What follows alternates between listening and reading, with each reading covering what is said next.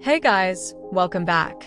Today, we're looking at a LeetCode easy problem, concatenation of array. But instead of giving just one solution, I'll walk you through 3 Java techniques, from beginner-friendly to advanced. We're given an integer array nums. We need to build a new array such that the first half is nums. The second half is also nums. So the output is literally the array repeated twice. This is the easiest and fastest approach.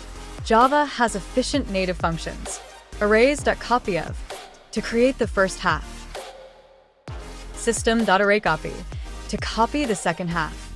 This avoids writing a manual loop and is very clean.